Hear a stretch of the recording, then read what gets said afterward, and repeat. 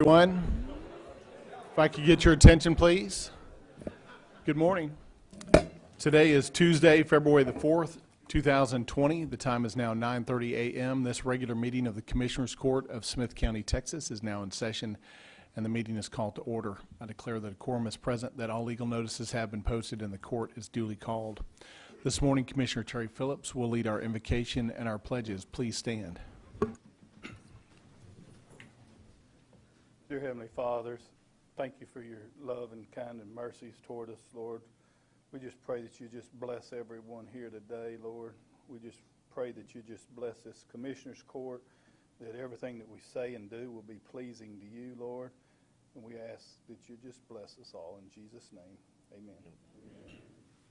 Pledge allegiance to the flag of the United States of America and to the republic for which it stands, one nation, under God, indivisible, with liberty and justice for all. Honor the Texas flag. I pledge allegiance to you, Texas, one state, under God, one indivisible.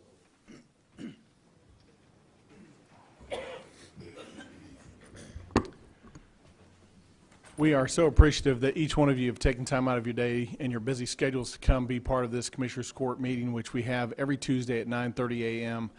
This morning we're going to begin our meeting as we do with every meeting, and that is with a public participation portion of the meeting.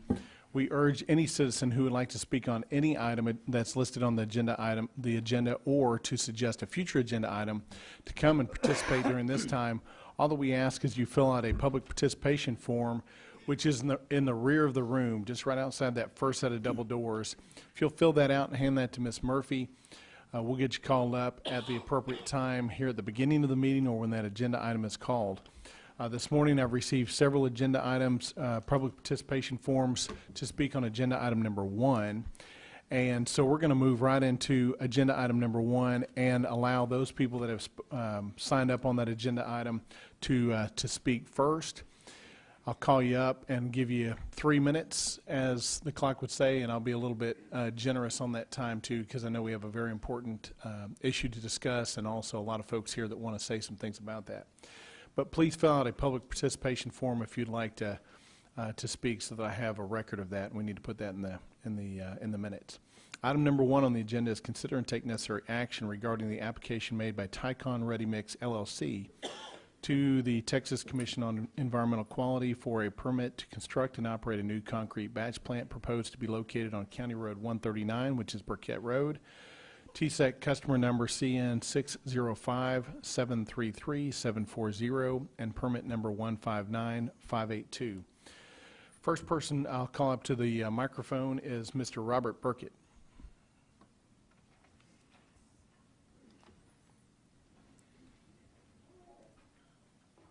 I want to say, first of all, thank you for allowing me to share my concerns about what takes place there on Burkett Road. I've lived there 61 years. Now, Tycon Ready Mix has applied for an environmental permit from the Texas Commission on Environmental Control, which would allow them to batch as much as 6,000 yards of concrete a day. Each concrete truck hauls 10 yards of concrete. That's 600 trucks weighing 70 to 75,000 pounds each day, total of 42 million pounds, not to mention the 50 semi-trucks of cement, approximately 130 semis of gravel, and 35 semis of sand. Burkett Road was built for a residential use. It would not take long to destroy this road. Your heavy haul permit says that every truck in the fleet must be permitted, including the county roads in which that vehicle runs. One question I would have today, how would that be possible according to your permit? It does not have enough space to list every county road. However, the person operating the truck, when they got a sale on another particular county road, will they take the time to come up here and add that to their list? But I'm forgetting about the fact that there are 10 concrete batch plants within an easy hauling distance of Burkett Road. Also, your permit states that, and I'm going to quote it, this permit is hereby canceled if any of the provisions of this permit are violated by the permit holder, employee of the permit holder, driver, or anyone had an interest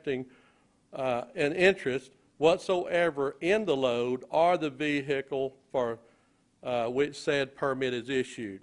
I've got a couple of questions there. Is the purchaser of the product, is that what it's saying? Is he also liable? Because the consumer, it certainly sounds like the consumer could be. Is that a yes or no there?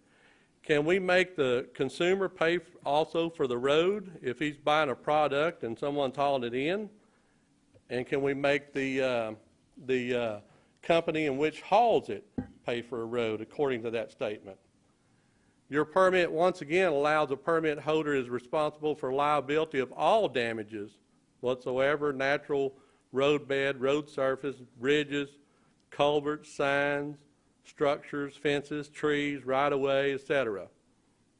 That may result from the movement, over any portion of Smith County roads. Could it be 600 trucks a day? Who knows? This is what their permit allows them to do.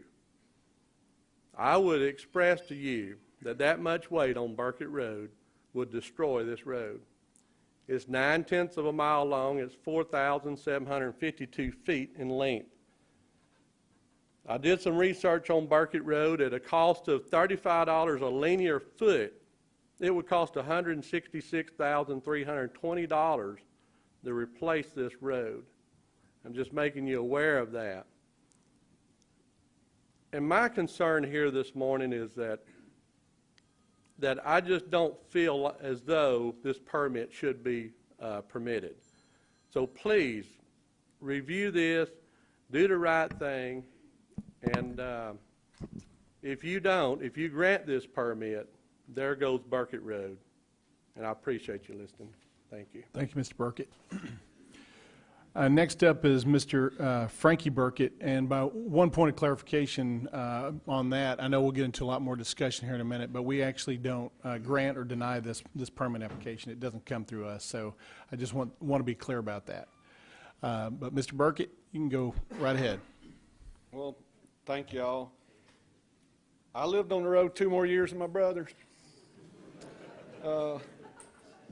You know, my big deal is I drive out my driveway and I see these air quality signs right by my driveway. I don't think nobody has the right to control my air.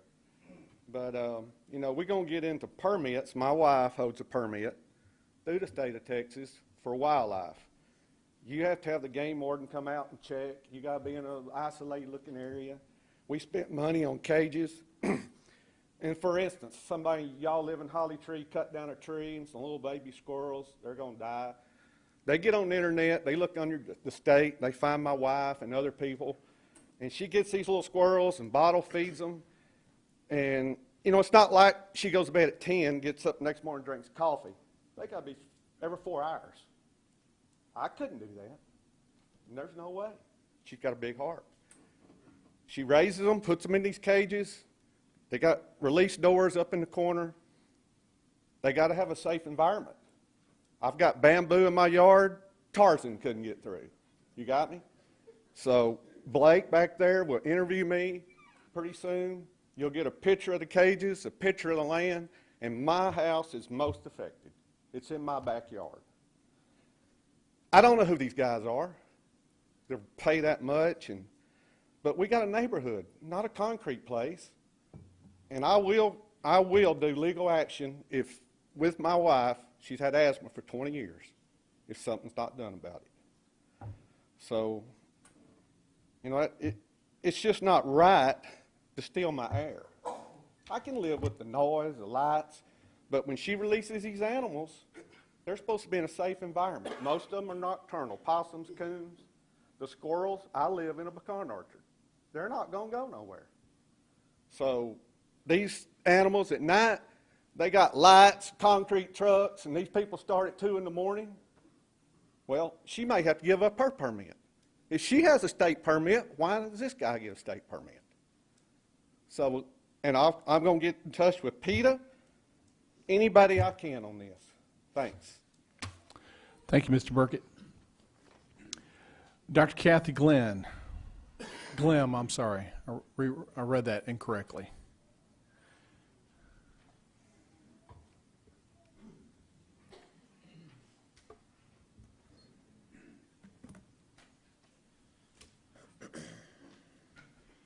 Good morning to all of you, and thank you again for hearing us out.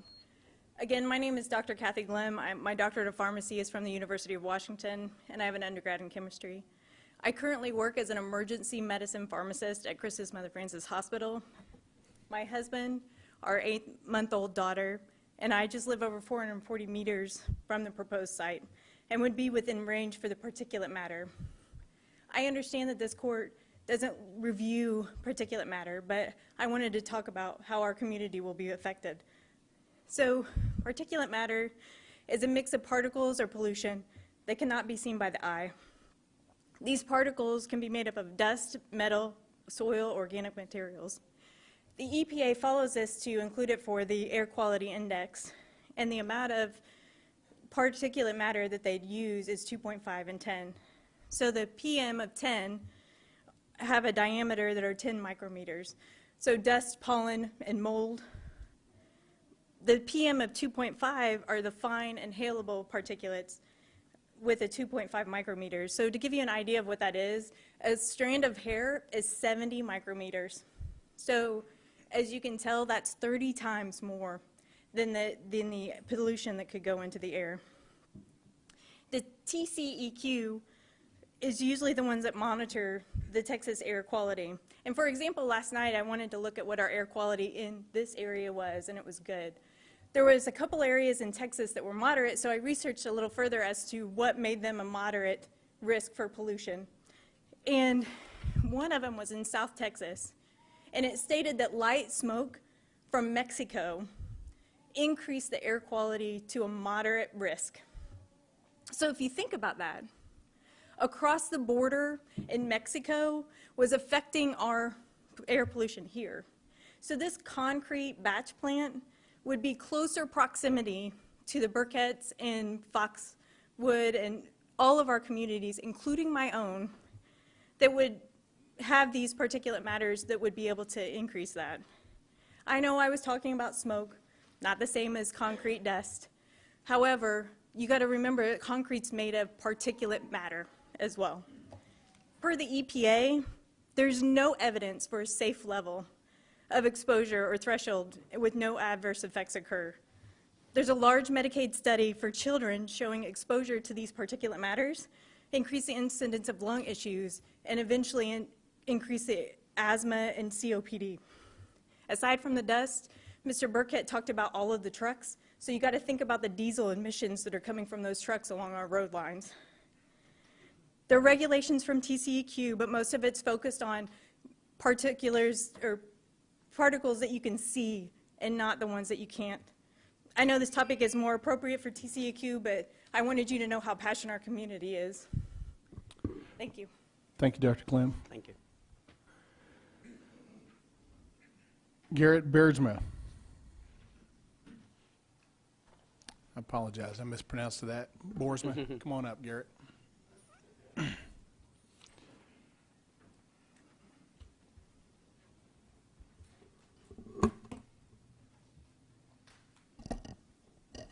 Good morning. My name is Garrett Boersma, and I appreciate the opportunity to visit with you today.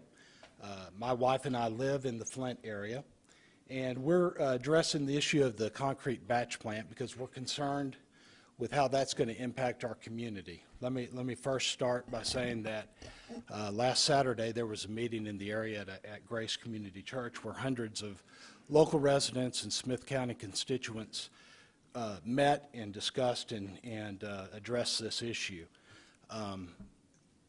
It's an issue to me for really three reasons. Very quickly, number one, I want to emphasize this is really a fairly dense residential area. There's a lot of houses that have been built and a lot of communities that have been built in this immediate proximity. And these communities were built and these people bought their homes or built their homes with the understanding of having the lifestyle in that type of community that does not have this type of industrial application in the area. So this is really changing the dynamic of that immediate area. But additionally, it's a high-growth corridor. It's a high-growth corridor for our county, and so this type of business or application could adversely affect those property values, could adversely affect that future growth. But in addition to that, I want to focus on what Mr. Burkett talked about. The permit allows this organization to produce 6,000 cubic yards of concrete per day, I believe. And as he explained, that produces a tremendous amount of trucks and traffic specifically associated with this business. That's going to create a significant additional amount of traffic, a significant additional amount of queuing and congestion problems. I know we're widening the road, and that's a great thing, but this is going to create problems, and I think the biggest issue that I have is it has the potential to create safety problems. So we're asking that the court take a look at this issue very carefully, study it very carefully, and help us work with our state legislators and the TCEQ to make sure that a very informed, very careful decision about this plant is made, because frankly this is not an ideal location for this type of operation. Our contention is that it would be better served as a company, and our community would be better served if it was located in a more appropriate location. So we're asking for your assistance to help make sure this is carefully looked at and a wise decision for our community is made. Thank you. Thank you, Mr. Boersma. Scott Gillette.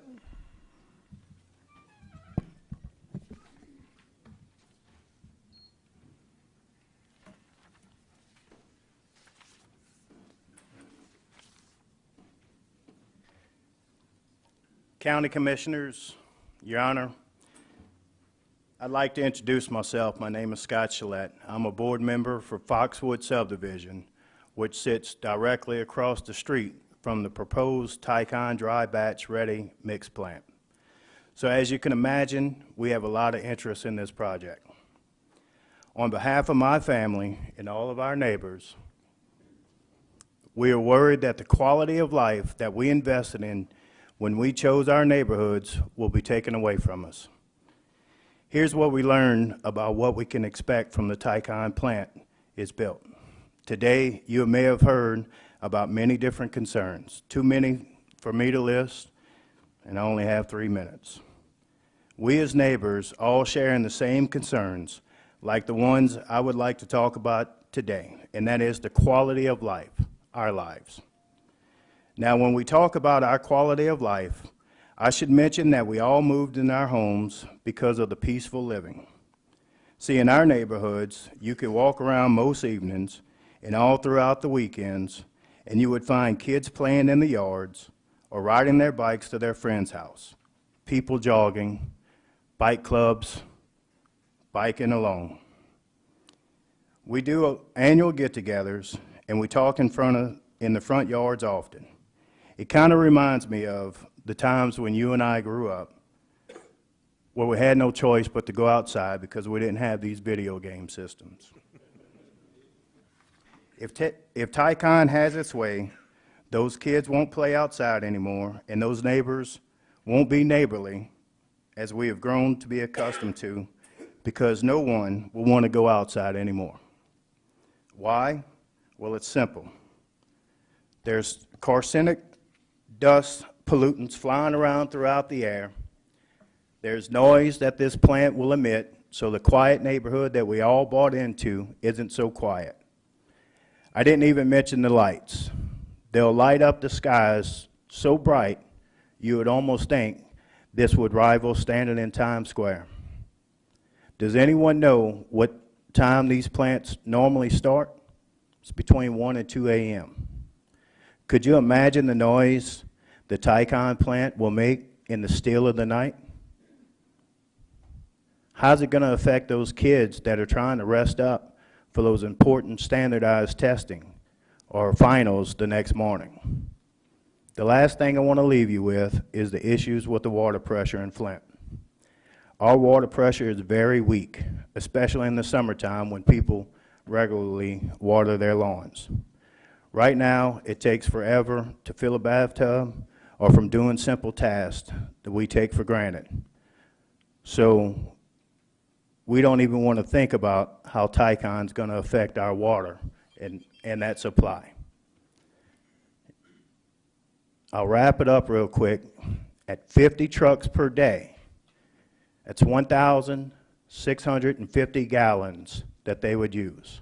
33 gallons per month. That equals 12.2 homes. The state average for batch concrete plants are 75 trucks a day. It's roughly 2,500 gallons per day, 49,500 gallons per month, or 18.3 homes a month. Thank you. Thank you, Mr. Gillette. Mr. Buchanan, Todd Buchanan.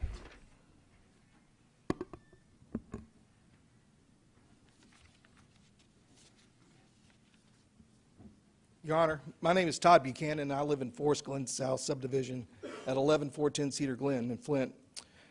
As the Forest Glen South Homeowners Association president, I am representing 70 homes in our HOA, which is on Burkett Road, and a portion of our subdivision resides within the 440-yard radius of the proposed concrete batch processing plant.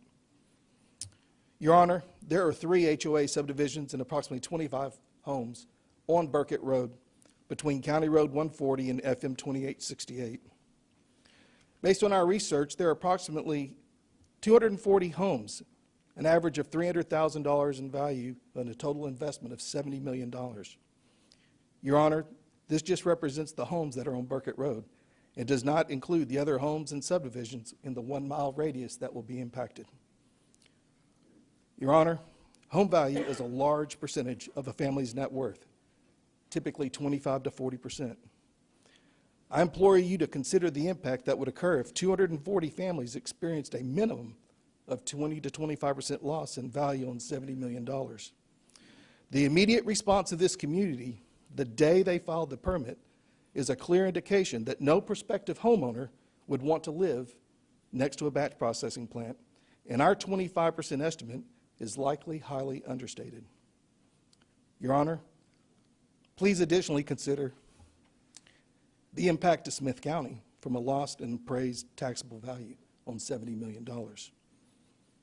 Your Honor, the concerned citizens in Precinct 1, served by Commissioner War, stand to lose a lot if the proper authorities do not intervene and this first-time operator, never having run a batch processing plant, is allowed to put a batch processing plant at their intended location.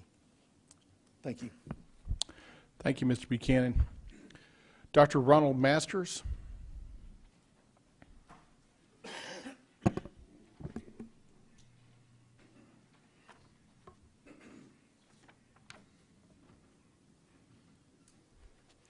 Good morning.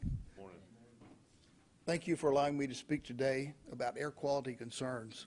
I live in the Foxwood subdivision. We chose to live there because of the rural setting, low traffic, and clean air. We and our neighbors are concerned about the negative influence of this plant, obviously.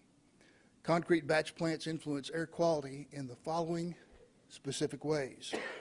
Dust and particulate matter are created in the transfer materials: silo filling, mixer loading, cement and aggregate weighing, by material handling equipment, wind action across stockpiles of material, dust from paved and unpaved roads. Also, as you've heard, many trucks will be associated with hauling materials and with mixing and those that haul batch concrete. The emissions from these idling trucks are not included in TCEQ's calculated emissions. These emissions are of special concern because of their small particle sizes, you've heard. Quoting from a University of Texas publication on air quality and concrete batch plants, when inhaled, these particles can affect the heart and lungs and cause serious health problems, including increased risks of heart attacks, aggravation of asthma, and decreased lung function. A 300 cubic yard per hour plant limited to 6,000 cubic yards a day will emit 4 pounds total particulate matter per hour in a 24-hour period. That's 96 pounds a day, which doesn't sound like a whole lot. But in the course of a year, it will amount to 30,000 pounds, assuming the plant operates 312 days in a year. That is 15 tons of fine particulate matter that will be released into our neighborhoods. If the plant were only to operate 12 hours a day, that's still almost 8 tons per year of fine particulate matter. Where will this 15 tons go? The EPA and TCEQ use windrose graphs to determine the frequency that wind blows from any direction during each month of the year. For East Texas, they clearly illustrate that the wind direction will frequently be towards our residential areas during each month of the year, literally covering our homes, cars, and swimming pools and filling our lungs with air pollution. This is more than enough to warrant concern about the health of those in our neighborhood with respiratory problems, our children, other family members, and pets. This plant should not be allowed adjacent to residential areas. Thank you. Thank you, Dr. Masters. Stephen Lang. Up next, after Mr. Lang, will be Mr. John Atkinson. His is the last one that I've received. If you have one that you filled out that you haven't yet gotten up here, now's the time to get it to me.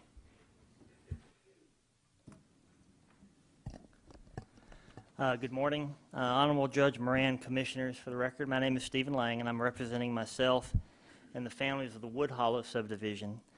We're a bedroom community of 100-plus homes that are united in protest against Tycon Ready Mix and their proposed air quality permit with TCEQ. We have serious health and safety concerns for our families due to the proposed location of this facility. Many of us moved here to invest in a quiet community and paid for a quality of life that we're about to lose. We are here today to pass along our grievances to the court to help utilize due process in defense of our community. This proposed batch plant has the potential to release particulate matter and other contaminants into the air, which may include silicate, calcium carbonate, lime, or other chemical components associated with the production of concrete. This particulate matter can cause respiratory distress, and long-term exposure may cause onset of lung disorders such as asthma, COPD, and cancer.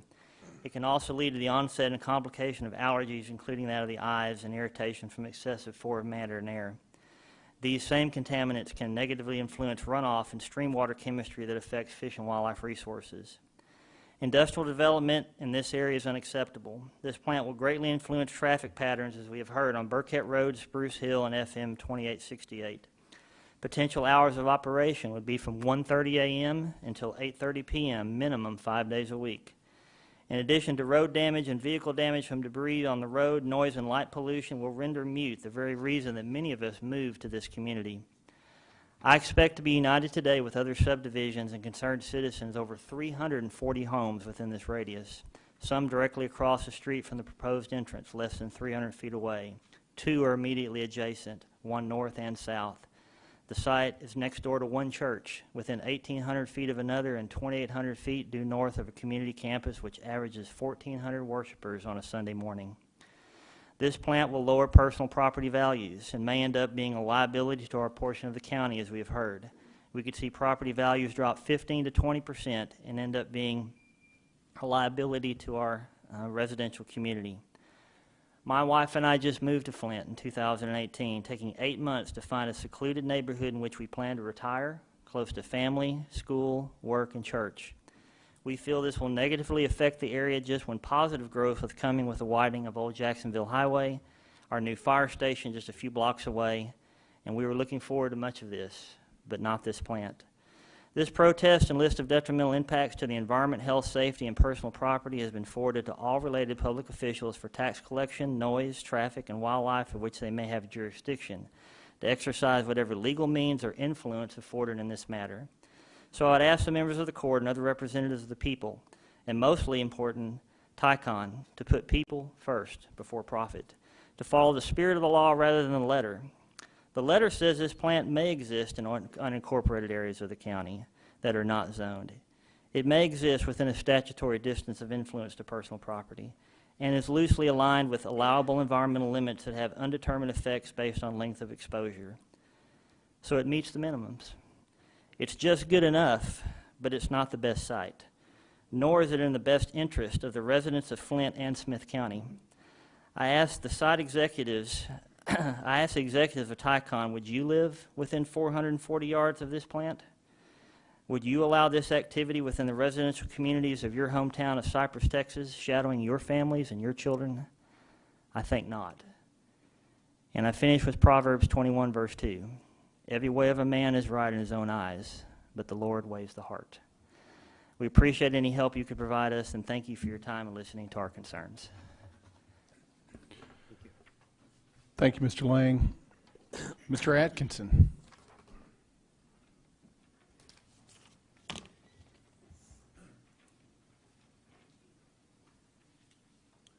Thank you for letting me speak. Appreciate it very much. I agree with every speaker previous, what they had to say, I agree with. A couple of things that weren't said come to mind. First of all, we wouldn't even be here if this was a commercial development for a grocery store or shopping center or something else that would benefit our community. This concrete plant will not benefit our community. We are all very, very much opposed to it, and we're prepared for a long fight. So that's not going to be very profitable for Tycon. I would suggest they get an alternate site in a more rural area where it doesn't impact homeowners. The health, to me, the health of the women, children, elderly, and all of us in between is primary concern, but also the wildlife. Someone mentioned the wildlife and the squirrels earlier. One of the things I've noticed last year and a half, I've paid taxes in Smith County for 40 years, by the way, but we've been out at Flint for a year and a half, and one of the things I like the most is the wildlife, and I mean by that the birds. We have owls that you could hear at night. We have hawks that you can see and hear. We have all kind of birds. We have the state bird of Texas, the mockingbird. We have bluebirds. We have such a great community as it is, but all of that's going to go away.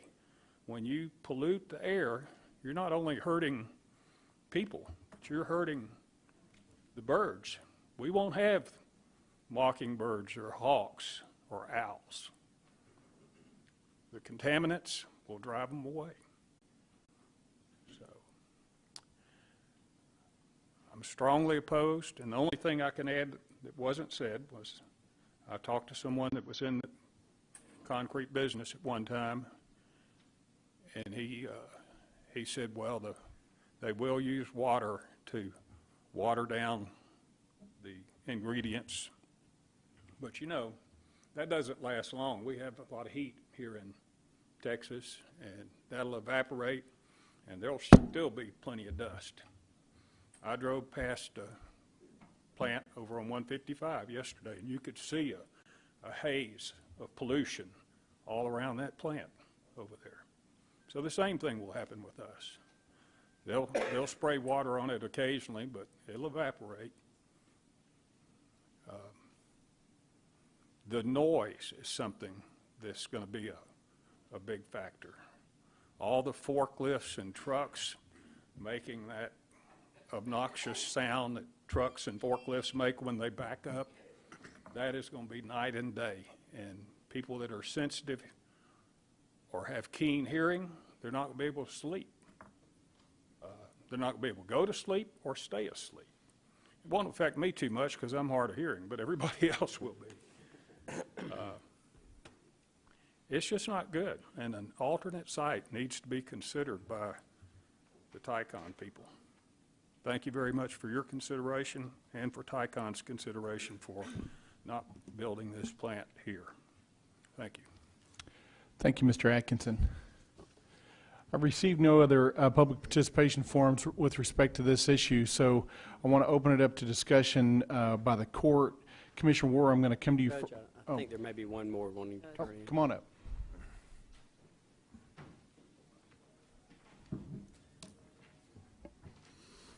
Good morning. And before you get started, there's a couple of phones that have gone off a couple of times, so let's make sure to silence your cell phone if you have a phone. Thank you. I silenced mine. Thank you, Mr. Seguin. I figured you did. You've done enough public speaking. You know better than to leave your phone on. Go ahead. Well, thank you for having me. My name's Mark Seguin, and I live off of County Road 140 in Flint. And we purchased, my wife and I purchased the land back in 2017. We bought 6 acres, which includes a 3-acre lake in our front yard. It is crystal clear down to about 4 feet. We're right behind Wood Hollow subdivision. We are frequented by deer. We've had deer a few times. We've had lots of red fox. We've got the squirrels. We have beautiful birds that come in, all kinds of migrating ducks that land in our pond. And we have woods right beside us. I mean, we just have a beautiful place that we chose because it was so tranquil. And you're right. Somebody mentioned at night, you know, the owls we can hear. We have hawks. We have nesting hawks right around our lake. Our lake is full of fish. Let me know and I'll let y'all fish sometime. But the thing is, at nighttime we can see the stars. They're really bright. And we just love this place. I mean, we chose to move there to be a part of the community, to retire there long term when we're through working. So, you know, I was really excited to see Old Jacksonville get wider so it's not so dangerous coming off County Road 140 and all that. And it's really depressing to think of a concrete plant coming in. And I have a best friend that owns a concrete plant here in Smith County. So I'm not against business. I am for another concrete plant if we need it. I am for businesses growing and prospering in our area. But I think we need to do it methodically. And so I would ask the court, I don't know what you can do, what options there are, but if there's anything you can do to help us prevent it from coming right there. I mean, I feel everybody's pain, and y'all are a lot closer than me. I'm within the mile. I'm about 3/4 of a mile. But nonetheless, I'm worried about my lake. It's a beautiful lake, and gobs of creatures are there, and fish and stuff, and just the quality. So whatever we can do, whatever I can help do, I'm glad to go help them scope out land. I've said I'm glad to, you know, put whatever I can towards it. So if there's anything you all can do, we beg of you, please do something for us to help us. Thank you. Thank you, Mr. Seguin. Any other public participation forms that I have not received? All right, let's open it up for discussion with the court. And Commissioner Warr, I will come to you first, but then I also want to come to Mr. Wilson, our attorney. I want to at least talk about in open session the doctrine of preemption, because this can be really important to our discussion today. And we do have an executive session item set on this to get a full legal briefing in some of those matters. Of course, you can understand from a legal perspective we can't talk about an open session, but I actually want to be very liberal about some of that discussion today in open court, unusually so because of the important nature of this discussion today, and so that you understand exactly where our hands are tied and what we can and can't do. Commissioner Warr? Yes, thank you. Many of you I've known for 30+ years, some of you longer than that, and many of you also know that I live rather close to there, just over on Beddingfield Road, and I've talked to dozens and dozens of people about this issue in the last few weeks. I want to thank Judge Moran for reshuffling everything excuse me, on the agenda and putting this #1 item, so I know you're all busy. I thought it was important to have this venue, even though as I've told many of you, no permit ever comes to Smith County. You know, counties in Texas do not have zoning. If you live next door to undeveloped land, there's very little impact, with very few exceptions, that county government is involved, unlike in a city where you have planning and zoning.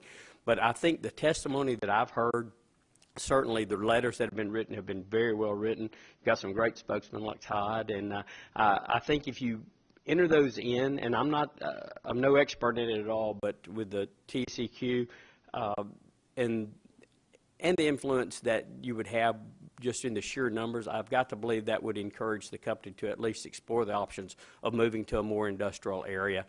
I want to thank Matt Schaefer's office for being here, and Senator Hughes also. I know they've been involved in actively working to try to address this issue with respect of all of our neighbors and our friends. And it is a very fast-growing area. When Judge Duncan and my son were over at Owens, it was a 4-way stop sign there at Gresham, and now we're extremely busy. So we've all seen it grow, and I hope we can address this in a way that's beneficial to everyone. So thank you for your time for coming in. Mr. Wilson, talk briefly about the doctrine of preemption, and then I've got some comments that relate to that and some other items as well. Go ahead. Yes, Judge and Commissioner. So the doctrine of preemption applies to state, federal, and even county and local governments. And specifically with regards to this issue, Smith County did enact a heavy haul ordinance in 2011. We also had a weights and measures officer who kind of was the enforcement arm of that heavy haul ordinance. However, under Texas Transportation Code 623.011, the state laws also have the ability to permit for these type of activities throughout the state. So TxDOT can actually preempt our current enforcement mechanism that we have. So unfortunately, while we could permit them, if they go and get a state permit, it makes our permit moot, and we do not have the ability to enforce that, because there are several lines of, there's a line of cases out of the Texas Supreme Court that deals specifically with this issue, as well as several recent Attorney General's opinions put out by Attorney General Ken Paxton, who have also upheld this preemption doctrine. So that's the issue with regards to our heavy haul ordinance. There is also a long-standing line of cases out of the Supreme Court, Canales v. Laughlin, that essentially says that the county cannot enforce its regulatory authority unless it is given the ability to do so through either statute or through the Constitution. So we do not have the ability, and the legislature has not given us the ability to have code enforcement per se, or to have zoning ordinances. So at this point, there is not a lot that the county can do with regards to permitting that would affect this specific tract of land. And to be clear, when you're talking about permitting, you're not talking about like the TSEC permitting. That's separate. You're talking about the heavy haul possibility that exists, but in fact, there's some statutes that say that's preempted even at the state level by state statute. So even if we were to try to enforce that, that actually wouldn't go anywhere, because once the state permits this, they're able to drive on our roads even if they're too heavy. Yes, and our actual heavy haul ordinance says that on page 7 in footnote 6, that a valid and current state permit issued by the Texas Department of Transportation under the specific code referenced in the transportation codes preempts this order. Judge, one thing I'd like to mention, of course, is Frank Davis in the corner in the end over there is our county road engineer, and he's we just recently have done Spruce Hill and Burkett Road, and so much like happens with oil and gas activity in the county, we will document the condition of that road this week, anticipating if we're I guess we're not fortunate enough to get them to open somewhere else. Any damage to the road, we can recoup that, but we have to prove those damages were caused by them, which we have done in the past. So I just want to bring that to attention. But same way that oil companies get around, or timber companies, our limit we put on them, they just go get the state permit and then they can drive on any county road. And most of them come with it, actually. So. Yeah, so thank you for that that conversation there, Mr. Wilson, because that's very important, because that was one of the first things we talked about, was trying to figure out how we could utilize that heavy haul permit statute to maybe get involved in this situation on the front end, but really it doesn't do anything for us. First of all, here's what I want to say to all the folks that are here today. I want to applaud your efforts. This is actually one of the most well-organized and well-spoken defenses or debates or conversations about an issue that's come to this court. And even if we cannot do anything substantively for you today, I think the forum, and that was what Commissioner Warr and I discussed in putting it on this agenda, was we wanted to make sure that there was a forum to air the grievances and to make this a very public discussion, and to make sure that you had an opportunity to have your voice heard in a very public manner, because quite frankly, that's as important as anything. Continue that conversation with the state officials. I want to echo each of your concerns. The concerns that you have, if I lived in your area, I would be saying the exact same things. Agreed. I would echo the exact same concerns and have the same issues.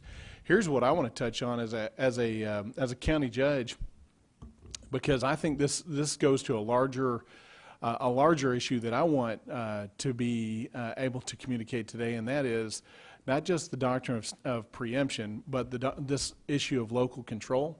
You need to always keep in mind one of these days that when you hear somebody wanting to erode local control at the state or the national level, your radar antennas need to go up and red flags need to go up, because local control matters. It matters, and when the state ties our hands here on the local level and doesn't allow us to get involved substantively on behalf of you, the citizens that we can hear from, that we see day to day, that's problematic. And it happens every time the legislature meets. Every time they meet, they believe in Austin, as well-intentioned as they are, that they have better wisdom, more guidance, and more appropriate authority to exercise than we do here on the local level. And that simply is not true, because it is easier for you to show up in this court and to influence decisions locally and for us to intervene for you locally than it is for you to go all the way down to Austin and to try to talk to some TSEC commissioner that doesn't know who you are, doesn't live down the street from you, and doesn't really care, honestly, about what you think. But we do here in Smith County. So let me just urge you, every time the legislature decides to meet and every time you hear this issue of local control, you need to think to yourself, I want control to be local. I want the control to be with the cities and counties where I know who my commissioner is and who my city council person is, so that I can get in their ear and they can make a difference for me. Because in issues like this and in a myriad of other issues, we have zero authority to intersect on your behalf. And that's frustrating to me. It's very frustrating that this issue is so important to you and my hands are tied. And I just want you to know that. But it goes to a larger issue as well. Any other comments before I offer a suggestion on perhaps at least one measure that we can do? All right. I know I got on my soapbox there, but it's pretty frustrating. Well, I appreciate what you said there, Judge. I echo everything you said. All right. One thing that I think we can do, Commissioner Ward, this is your district, and as the judge of the county, and I'm going to send this over to Mr. Wilson just to get formal opinion on this, but what I would like to be able to do is to get this court to authorize you and I to draft correspondence, at least to TSEC, on behalf of the court, and express our concerns and express support for the citizens that have expressed their concerns here today, and to make sure that we can intersect and interface with TSEC on behalf of this court going forward through this process. We haven't drafted that letter. We wanted to hear the concerns today, but I think we can get the court to authorize us to jointly draft a letter that would go on behalf of this court to TSEC to offer those concerns. Anybody think that's a bad idea or have an opposition to that? Yes, ma'am. I don't think it's a bad idea. I think it's a great idea, because in my district, I am faced with a lot of concrete plants, sand pits, and all that stuff. So if we're going to do it and we're going to send a letter, let's make it countywide, that we're concerned for the whole county, not just one section. I like that, Judge. Thank you for making that suggestion earlier. And I agree that continue with the efforts and the writing to the TCQ. I think that hopefully will have an impact. And then as the hearing comes available, I think they've set maybe a actual true hearing date. Hopefully they'll have one here locally. Then we'll have a letter of record there with our stance. So, thank you. Yeah, your voice matters. The louder you speak, the more often you speak, the more influential you're going to be. So continue to band together and proceed as a unified front. I think that's going to get you a long way. All right, so I would make a motion to authorize Commissioner Warren and Judge Moran to jointly draft and send correspondence to the Texas Commission on Environmental Quality and any other regulatory agencies of the state on behalf of this court, expressing concerns and opinions relating to the TSEC application for a new concrete batch plant proposed to be located on County Road 139, TSEC customer number CN 605733740 and permit number 159582. Is there a second to that motion? Second. Is that sufficiently broad enough? Yes, Your Honor, and to Commissioner Hampton's point, I would add in there for the record that it would also authorize the county to send a letter on behalf of the entire citizens of Smith County related to specific environmental issues. And I think we could make it generally broad enough that that would encompass everything that we need to cover. Yeah, I think probably my motion would be broad enough to cover that. So that certainly is intended in that motion. We've got a motion. Who made the second? I made the second. You made the second, Commissioner War. Any further discussion? This is nothing regulatory. It's just a letter of support, basically offering support for the. Okay. Yeah, offering support on behalf of the citizens and also expressing our concerns that have been expressed here today Well, about and this. even just related to that, excuse me, that we would be more brought into the loop early on. You know, we don't find out about any of these things until really public knowledge or the press lets us know on the normal case. And that's something that can be addressed through the legislature as well. I don't believe there is a notification to the Governing bodies. county early on in the process. There is a notification process to the county once it gets through the process, but in reading the regulations, there does not appear to be an early notification to the county. So that may be something the legislature can address this next session. Just out of curiosity, so are we saying that our local TSEC office has not been notified about this? I'm not sure. Because we have a local office. Well, we did get notice in January of this application. Yeah, that's what I thought. Yeah. But it only goes, I think, to the judge, perhaps, and maybe I saw something to Ed Broussard with the city. That's which right. I It thought goes to was the city and the Not county. to the Yeah. commissioner of the district. All right, we have a motion and a second. Any further discussion on this? All in favor say aye. Aye. Any opposed? That motion passes unanimously. Again, with my apologies to the folks here that we can't do more for you.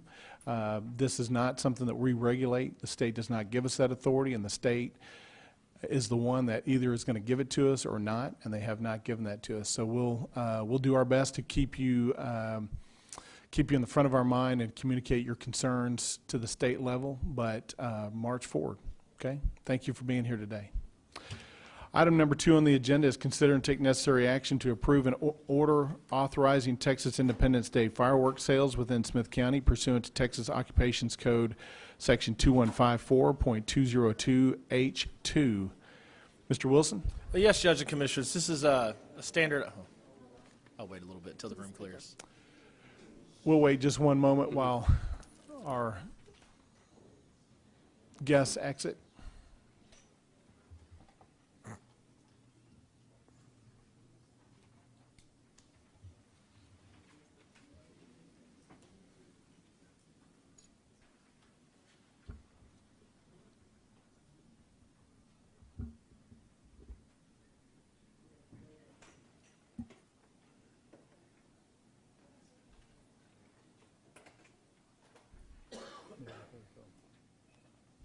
Oh, you can't go out that way.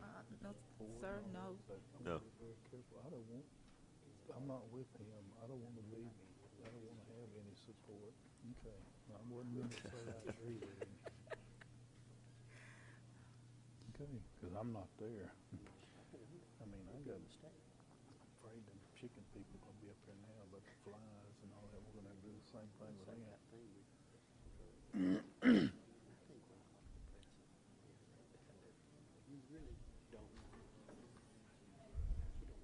Less government control. Because next thing you know, somebody will be wanting a chicken in the backyard, neighbor complaining. Okay, I'm going to recall item number 2. Consider and take necessary action to approve an order authorizing Texas Independence Day fireworks sales within Smith County pursuant to Texas Occupations Code 2154.202H2. Mr. Wilson? Yes, Judge and Commissioners, this is an item that we take up annually. This is one of those things that the legislature does allow us to regulate, and I'll leave it to Marshall Brooks to discuss the ability for fireworks sales in Smith County. Marshall? Morning, Your Honor, Commissioners Court. Just like to say, you know, we are in still in a slight drought, so we've got some long-term deficit. However, our ground moistures are absolutely perfect. And so I would say that the conditions exist that this would not pose a threat of life or safety to property. Good, thank you. Is there a motion to approve an order authorizing Texas Independence Day fireworks sales within Smith County pursuant to Texas Occupations Code Section 2154.202H2? Move it approved. Motion by Commissioner Hampton and a second by Commissioner Phillips. Any further discussion? All in favor say aye. Aye. Any opposed? Item 2 passes unanimously. Item 3 on the agenda, consider and take necessary action to approve a professional service consulting agreement between Smith County, Texas Anti-Gang Task Force, and Kellogg Leadership and Management, LLC, for administration of the Smith County tag and authorize the county judge to sign all related documentation. Here with us this morning is the sheriff and also Don Martin, who is the person on behalf of Kellogg Leadership and Management LLC, and also the owner of that entity that will actually be doing the work for us, and we're so happy about that. Sheriff, you want to say anything? Good morning, Judge and Commissioners. Good morning. Don Martin was selected by the Executive Committee of the TAG Board as the TAG Administrator, and this is a mechanism by which he can be a contract employee of the county and be compensated. Good. And any questions for the sheriff or Mr. Martin? I just can't think of a better person to head it up than Don. So thank you, Don. Appreciate you being here. Yeah, he's somebody the community has known and trusted for a whole lot of time, and so we're really happy to have him on behalf of the TAG to administer this great Texas Anti-Gang Task Force. This is just a pass-through, right, Sheriff, as far as payment on? Yes, it's reimbursable by the governor's office via a grant.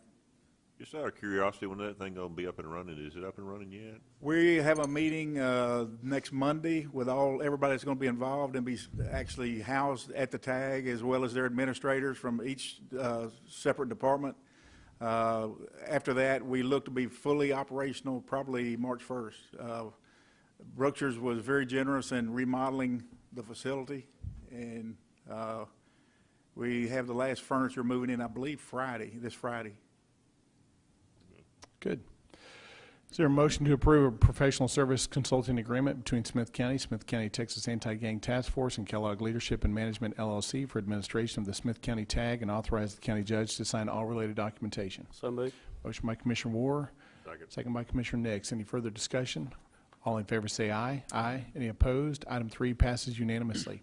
Item 4, consider and take necessary action to authorize the purchasing director to advertise, solicit, and receive sealed proposals for RFP 11-20 Land and Vital Records Management System for Smith County. Ms. Gould. Good morning, Judge and Commissioners. Karen Phillips and Mr. Don Bell's office and myself have been working for quite a few months on this RFP. This RFP will enhance the current environment and the operations with the latest technologies that would be available to Smith County, and we're requesting to advertise, solicit, and receive sealed proposals. All right, any questions by the court? If not, is there a motion to authorize the purchasing director to advertise, solicit, and receive sealed bids for RFP 11-20 Land and Vital Records Management System for Smith County? So moved. Motion by Commissioner Hampton. Second. Second by Commissioner Nix. Any further discussion? All in favor say aye. Aye. Any opposed? Item 4 passes unanimously. Item 5 is a notice-only item. It's receive pipe and/or utility line installation request for County Road 3183, CenterPoint Energy, install 2-inch plastic pipe and right-of-way for Service Precinct 4. County Road 313, Sand Flat Water Supply, install water line and right-of-way for Service Precinct 3. And County Road 489, CenterPoint Energy, install 130 feet of pipe for Service Precinct 4. County Road 4155, TWS Management, Inc., road bore for Service Precinct 4. No action is needed on that item. It is notice only. Item number 6, approve and to ratify payment of accounts, bills, payroll, transfer funds, amendments, and health claims. Any one of those you guys want to talk about individually? Hearing nothing, is there a motion to approve and to ratify the payment of all accounts, bills, payroll, transfer of funds, amendments, and health claims presented this week? So moved. Motion by Commissioner Warr. Second. Second by Commissioner Phillips. Any further discussion? All in favor say aye. Aye. Any opposed? Item 6 passes unanimously. Item 7, report on Smith County jail status and related information. Captain Shoemaker.